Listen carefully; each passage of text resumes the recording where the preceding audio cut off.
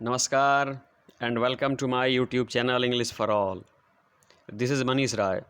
आज एक बार फिर से प्रस्तुत है प्रेपोजिशन। जी बच्चों, आज की वीडियो में आपको कुल 21 वाक्य मिलेंगे। तो देखिए इन 21 वाक्यों में कैसे प्रेपोजिशंस भरा जा रहा है। इस वीडियो को शुरू से अंत तक देखें और अपने प्रेपोजिशन के नॉलेज को इन्हांस कीजिए। लेकिन बच्चों, इससे पहले मैं आपसे निवेदन करना चाहूँगा कि यदि आप इस वीडियो को देख रहे हैं तो प्लीज़ चैनल को सब्सक्राइब करें, वीडियो को लाइक करें, अपने मित्रों से भी शेयर करें। तो आइए पहले वाक्य की तरफ चलते हैं। बच्चों, पहला वाक्य कहता है कि द चिल्ड्रन आर प्लेइंग, बच्चे खेल रहे हैं। कह रहा बच्चों द चिल्ड्रन आर प्लेइंग, बच्चे खेल रहे हैं। कहाँ खेल रहे हैं? छत पर खेल रहे हैं। छत पर खेल रहे हैं। ऑन का प्रयोग करें बच्चों। ऑन द रूफ, छत पर खेल रहे हैं। ऑन द रोड, सड़क पर खेल रहे हैं, है ना बच्चों। ऑन द टेबल, टेबल पे खेल रहे हैं।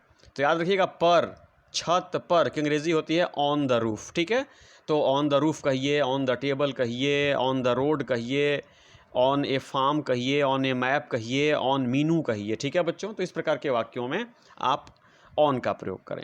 दूसरा कहता है कि ऑफिसर्स यूजुअली राइट खाली स्थान ग्रीन इंक, यानी अधिकारी साधारणतः हरी स्याही से लिखते हैं। तो बच्चों, जब वो स्याही की बात हो ना, इन का प्रयोग करें। लाल स्याही से इन रेड इंक, नीली स्याही से इन ब्लू इंक, हरी स्याही से इन ग्रीन इंक, है ना बच्चों। जब है ना लाल स्याही से, नीली स्याही से, हरी स्याही से, जब भी इस प्रकार का एक्सप्रेशन मिले ना, तो आंखें मूंद करके इन भर दीजिए, जैसा कि मैंने भरा है। नंबर 3 कहता है बच्चों, नंबर 3 कहता है सी रिमेन्स इंगेज्ड। कह रहा बच्चों सी रिमेन्स इंगेज्ड, यानी वह इंगेज्ड रहती हैं, लगी रहती हैं, व्यस्त रहती हैं। किस में बच्चों? पढ़ाई में। वह पढ़ाई में लगी रहती हैं। तो इस प्रकार का वाक्य जब भी मिले ना इंगेज्ड, तो वहाँ पर भी आप इन का प्रयोग करें बच्चों। वहाँ पर भी आप किसका प्रयोग करें? इन का। सी रिमेन्स इंगेज्ड इन स्टडीज़। बच्चों, वह पढ़ाई में इंगेज रहती हैं, वह पढ़ाई में लगी रहती हैं। तो जब भी पढ़ाई में यानी किसी कार्य में आप इंगेज हो ना, तो इन का प्रयोग करो। नंबर 4 कहता है मेनी एस्पायर। बच्चों, एस्पायर के बाद हमेशा फॉर का प्रयोग करें। मेनी एस्पायर आफ्टर वेल्थ, यानी बहुत सारे लोग धन की आकांक्षा रखते हैं, चाह रखते हैं, अभिलाषा रखते हैं, but very few get it, लेकिन बहुत कम लोगों को धन की प्राप्ति होती है। तो जब कभी भी एस्पायर हो ना बच्चों, तो आप फॉर का प्रयोग करें, जैसा मैंने किया है। 5th कहता है राखी इज एब्सेंट। राखी जो है ना एब्सेंट है, अनुपस्थित है। कहाँ से? वर्ग से। तो आप भी बच्चों वर्ग से एब्सेंट हो ना, तो फ्रॉम का प्रयोग करो। आप भी किसी कार्य से एब्सेंट हो तो फ्रॉम करो। Rakhi is absent from the class. ठीक है बच्चों, Rakhi is absent from the class. In the class नहीं करेंगे, एट द क्लास नहीं करेंगे। एब्सेंट के बाद हमेशा आप फ्रॉम का प्रयोग करें, जैसा कि मैंने किया है। ठीक है बच्चों, तो आइए नंबर 6 में चलते हैं। 6 कहता है कि द वुमन इज शाउटिंग, यानी महिला जो है ना वो चिल्ला रही हैं, the top of her voice.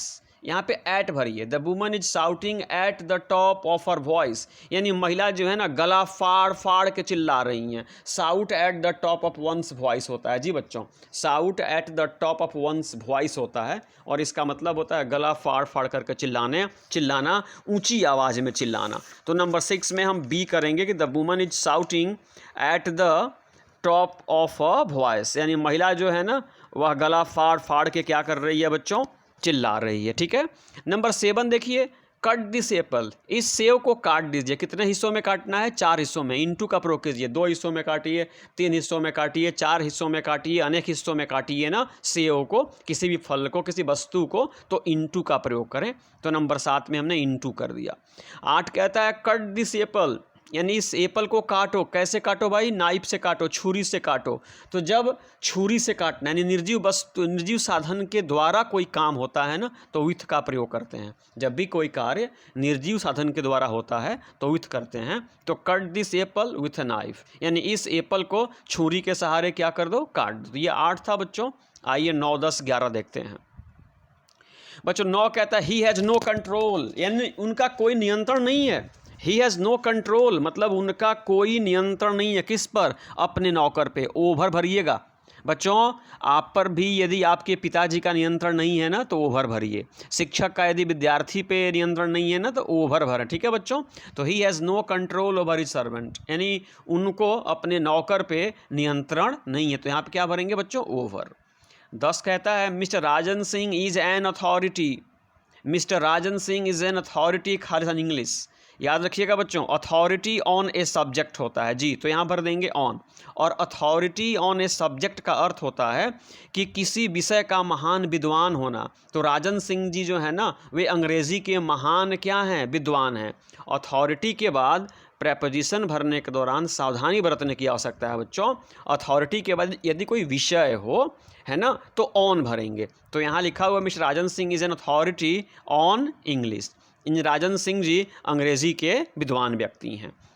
11 देखिए, my neighbour has no authority, यानी मेरे पड़ोसी के पास वो अधिकार नहीं है, वो हक नहीं है। तो क्या करने के लिए, इस कार्य को करने के लिए, तो यहाँ पे हम फॉर भरेंगे।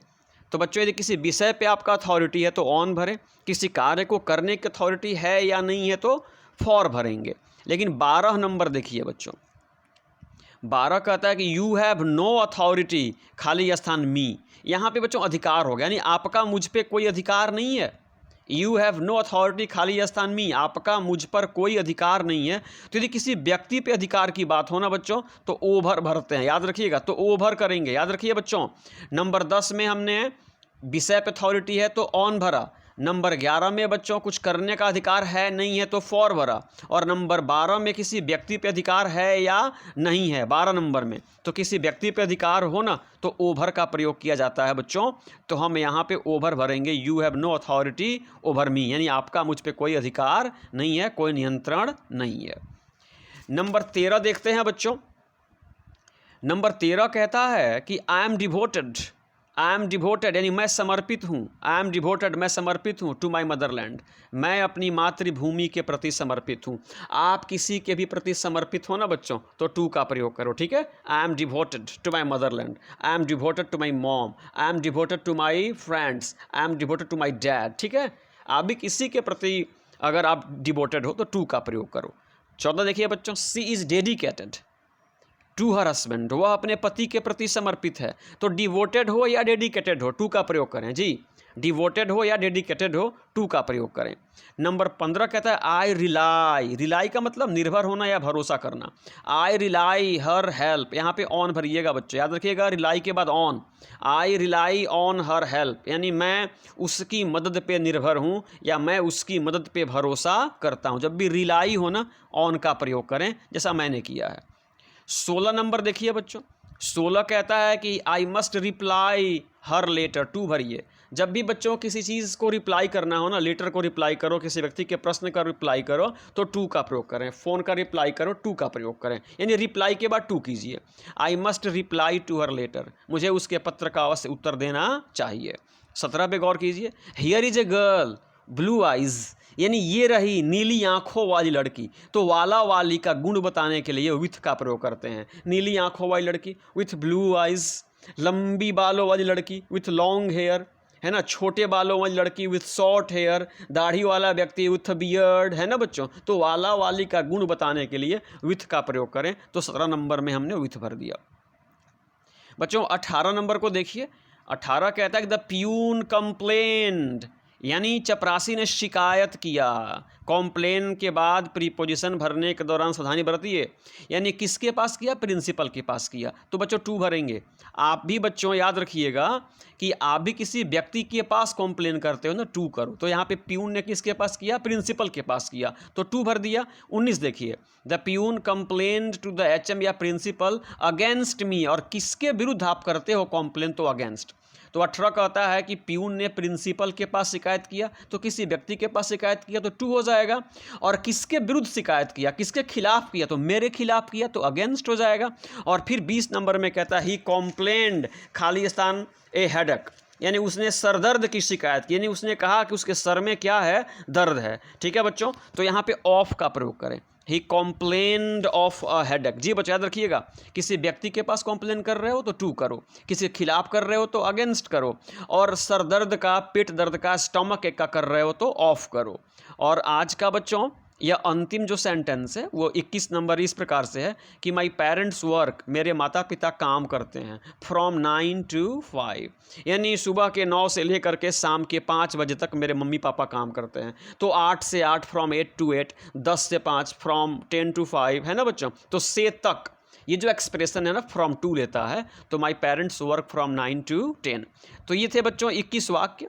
उम्मीद है कि आज की वीडियो आपको पसंद आई होगी और आज की वीडियो को पूर्ण रूप से देखने के बाद आपके प्रेपोजिशन की नॉलेज में भी इन्हांसमेंट होगी, वृद्धि होगी, है ना। तो बच्चों आज की वीडियो कैसी लगी प्लीज़ कमेंट बॉक्स में लिख करके भेजें, और यदि अच्छी लगी हो तो चैनल को प्लीज़ सब्सक्राइब करें, वीडियो को लाइक करें, अपने मित्रों से भी शेयर करें, और मेरे साथ चलते चलते बोलें जय हिंद।